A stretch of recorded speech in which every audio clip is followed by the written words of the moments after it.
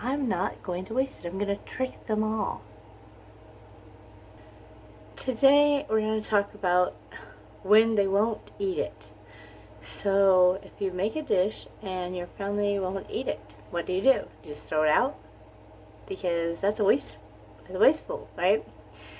So it doesn't happen often because I usually just make the same things. But you know, I like to experiment, and last night I was cleaning out the freezer and I found a container of broccoli rice and a half a container of like a guacamole, and I thought, you know what, I'm going to use these, I'm going to make something. Well, it was cold, it's cold here, so I thought I'd make soup. So I put the broccoli rice in the casserole, in the crock pot, and the little piece of guacamole, it was probably like maybe a half a cup, and it was probably like, I'm thinking maybe 3 cups of broccoli rice in there. And then I was like, okay, I'm trying to make a soup. Okay, so I got the rice and anyway, so I threw a few more things in there. The tomatoes that I blended into a sauce and put in my freezer, I put those in the crock pot as well. And then I wanted a meat in there, so we added some chicken. Well, I thought the house smelled amazing, and I stirred it when it was warm, and it smelled so good. Well, so I decided I wanted it cheesier, so I added one of those little blocks of Velveeta, I think I've showed it in previous videos. It's maybe like a regular square Velveeta, about an inch thick, I guess, you know. Anyways, so I put that in there. Well, when it came time for dinner, we just got back from dance, and Mitch informed me that it didn't smell good. So I was a little unhappy, to say the least, because I thought it smelled good. So I thought, well, maybe it's not good. So I tasted it. Well, it tasted okay. It's not something we're used to, because we don't usually eat a lot of broccoli, especially when it's whole florets. I love broccoli before my surgery, and even a few years back, it was so good. But whatever reason, I eat it and it gets stuck and I can't eat it. And so I was excited to see this rice. It's basically broccoli, like cauliflower rice, if you haven't seen it. So I tasted it, and I thought it tasted amazing. Not the best thing I've ever made, but it tasted good. Like cheesy veggie soup with chicken. So I didn't feel like arguing. It was late. I was like, make a pizza, whatever. And I just almost threw it away. And then I thought, well, there's nothing wrong with it, so maybe Granny too will want it for her family. And then today, so I put it in the fridge last night. So today I woke up and I thought, no, there's nothing wrong with that. I'm going to use it. I'm not going to waste it. I'm going to trick them all. So I'm going to make it look like something different, and we're going to show you what that is. Shall we do it? Have you ever tricked your family into eating something? My mom tricked me when I was little. She would grind up zucchini and put it in spaghetti squash. Or not. Oh my gosh. She would grind up spaghetti and put it in spaghetti sauce. And then when I remember saying, what's that stuff, that green stuff? And she said, it's spices. So I ate it. So I ate zucchini because I didn't like zucchini as a kid. So that's how she got us to eat it. She put it in our food. So that's what I'm getting ready to do, guys. I'm going to trick my family, and they're going to eat this, and they're going to love it. Like it or not, they're going to love it. I know they will, because they won't know what it is. Because I'll feed it to them before this video airs. Alright, let's do this. Alright, so here's the soup that he wouldn't eat last night, and I'm just going to kind of pull through it so you can kind of see the pieces of broccoli rice. They're really small, and then that's a piece of chicken. The chicken cooked down to almost paste, and then my tomatoes are in there. Maybe it doesn't look appetizing, but it tasted really good to me. So, let's do this. I'm going to take this and put some of it in here and blend it till it's like a liquid, like pureed. And we're going to add tomato sauce to it so it's more red, or tomato paste so it's more red, and I'm going to use it as spaghetti sauce over pasta. That's what I'm going to do, guys. I just don't want to waste all this food. It's so good. Alright, let's get to blending. Since it's so thick, I decided to go ahead and add just a little bit of tomato juice to make it easier to blend.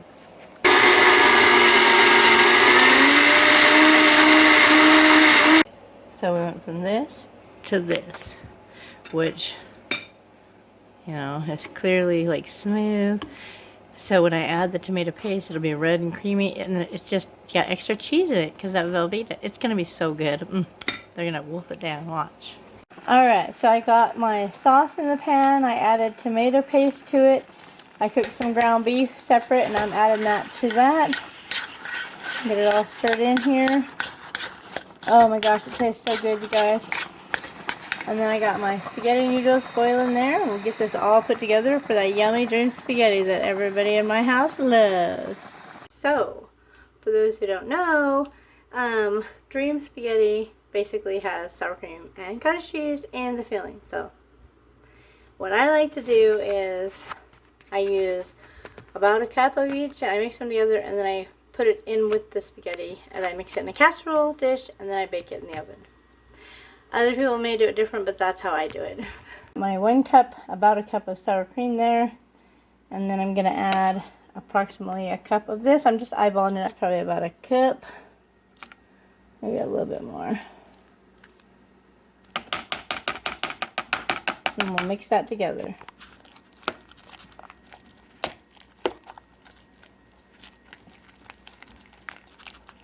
I'm using, I believe it's a 9x13 pan. I'm just going to start layering the stuff in there now. First thing I put the spaghetti, and then I will add my sauce and the sour cream mixture.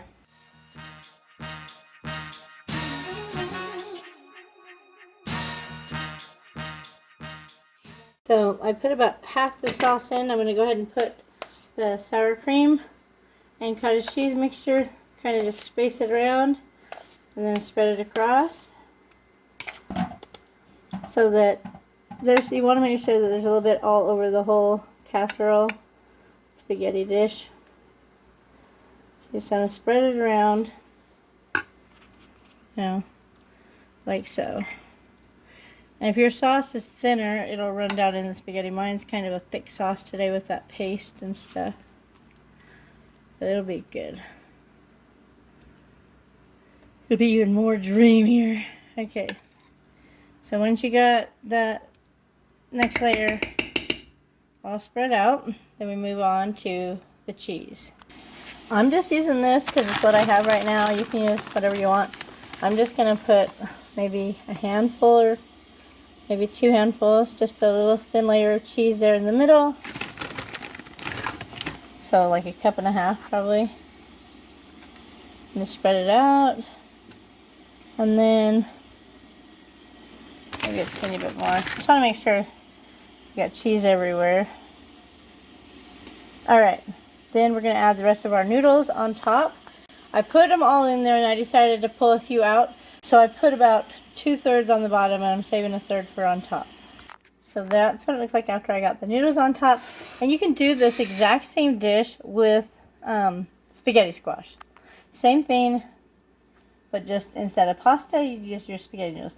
So now I'm going to put the last little bit of sauce kind of thinly over the top, and we should be good.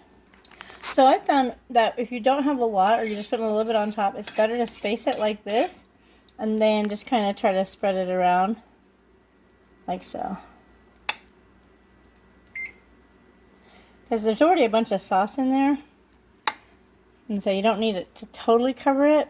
But if you try to put it all in one area, you may not be able to spread it as easy as if you kind of put it in little droplets and then try to spread it from there. Does that make sense, I hope?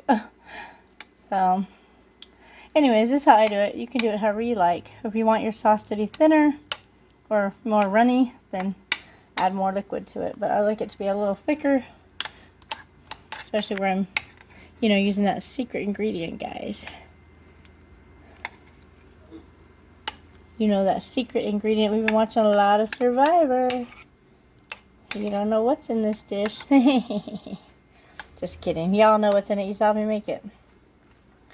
Alright. Alright, so then, once you get it all covered, or covered enough, we'll go ahead and sprinkle just a little bit more cheese on top, cover it with some foil, and we're going to bake that in the oven on 350 for about 30 minutes or so. We're basically getting everything to mesh well together and heat up. It's going to be delicious. So there you go. Now just cover it with foiling. Put that in the oven and we'll show you when it's finished.